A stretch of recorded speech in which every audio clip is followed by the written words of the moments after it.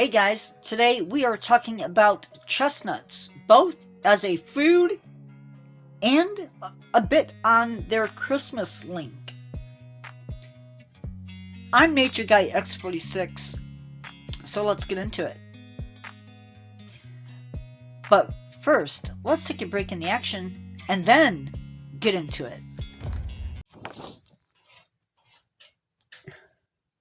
Time for a quick pause in the action. Just a quick reminder for you to subscribe if you haven't.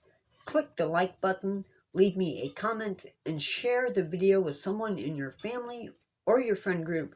And now, back to your regular video. First off, in places like Europe, Asia, and Africa, chestnuts have been eaten for centuries, and even here in North America, we've been eating, or not us, but people have been eating chestnuts for just as long. It is thought that chestnuts were first introduced into Greece and then spread.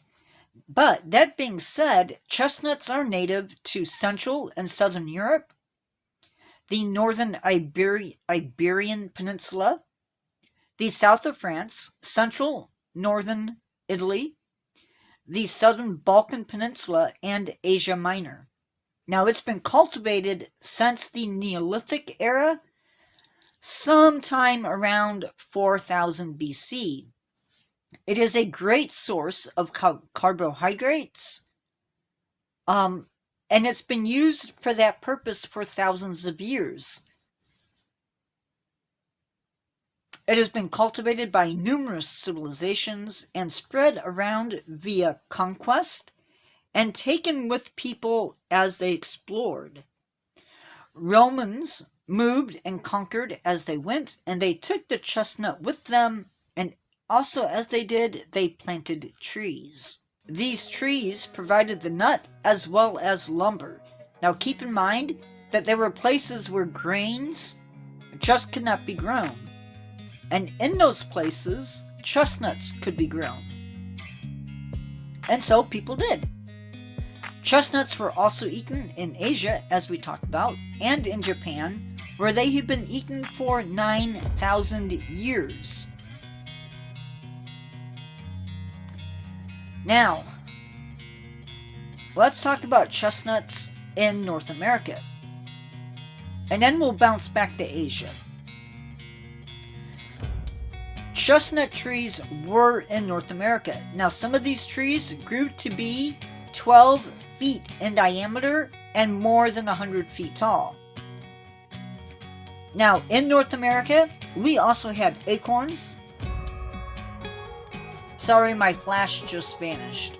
And so people in North America, as well as in Europe, I believe, had acorns. But acorns were problematic because they had to be processed to leach out tannins. However, chestnuts could be eaten right off the tree.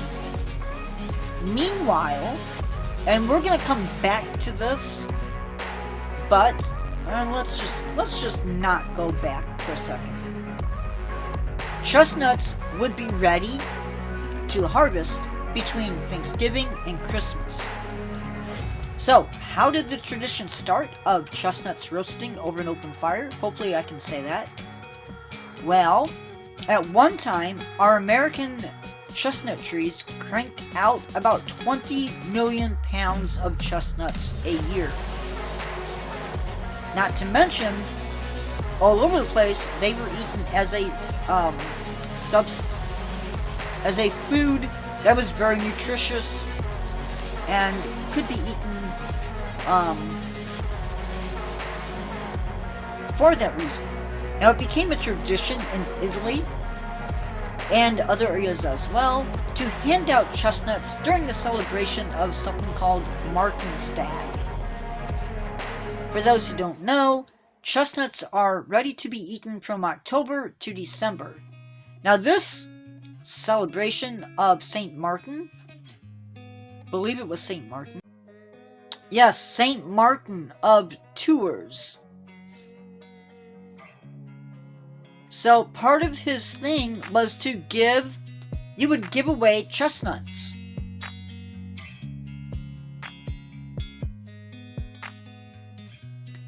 And eventually that turned into roasting chestnuts on an open fire.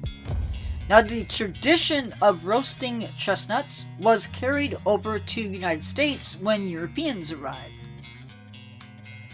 At one time, if you can believe it, 4 billion chestnut trees dotted the American landscape from Maine to Alabama.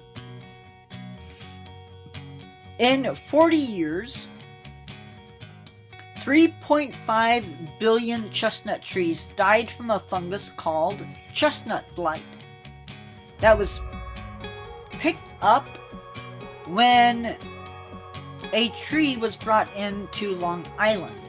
Now, the Chinese chestnut is immune or resistant to the blight. So we lost 3.5 billion trees to that fungi.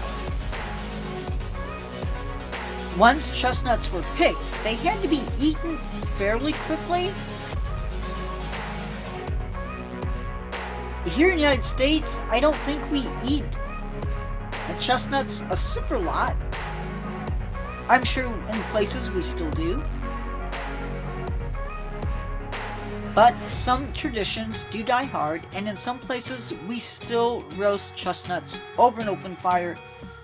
Time for me to say see you in the next one. Goodbye.